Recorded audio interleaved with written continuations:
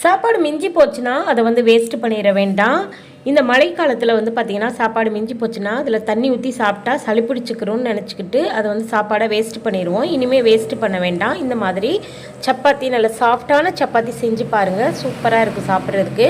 இப்போ நான் வந்து பார்த்தீங்கன்னா ஒரு கப் அளவுக்கு வந்து சாப்பாடு மிஞ்சி போச்சு. அதை வந்து மிக்ஸி ஜாரில் வந்து சேர்த்துக்கிட்டேன். மிக்சியில் சோறு சேர்க்கறதுக்கு முன்னாடி 1 டேபிள் ஸ்பூன் அளவுக்கு வந்து எண்ணெய் சேர்த்துட்டு இந்த மாதிரி நல்லா நைஸாக அரைச்சிக்கணும். திரியாக இருக்கக்கூடாது, கொஞ்சம் கூட குறக்குறப்பு இல்லாமல் நல்லா நைஸாக அரைச்சிட்டு இதை வந்து ஒரு மிக்சிங் பவுலுக்கு மாற்றிட்டு இதில் வந்து 3 கப் அளவுக்கு வந்து கோதுமை மாவு எடுத்திருக்கேன்.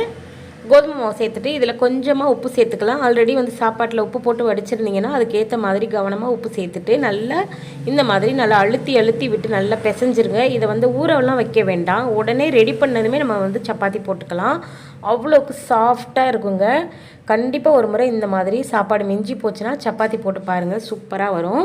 இப்போ பார்த்தீங்கன்னா இந்த மாதிரி நல்லா பெரிய லெமன் சைஸில் வந்து உருண்டைகளை உருட்டி எடுத்துகிட்டு இதை வந்து சப்பாத்தி கட்டையில் வச்சு தேய்ச்சி எடுக்கணும்.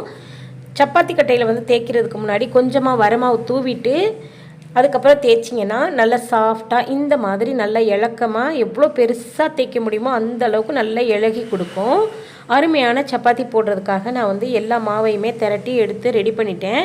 இப்போ சூடான தோசைக்கல்லில் வந்து போட்டு எடுத்துக்கலாம். விருப்பப்பட்டிங்கன்னா மேலே கொஞ்சமாக எண்ணெய் தடவிக்கங்க, இல்லைன்னா கூட ஸ்கிப் பண்ணிக்கலாம். ஆல்ரெடி நம்ம வந்து சோறு அரைக்கும் போது 1 டேபிள் ஸ்பூன் அளவுக்கு வந்து எண்ணெய் சேர்த்துடணும். அதனால் ரொம்ப சாஃப்டாக இருந்துச்சுங்க இந்த சப்பாத்தி.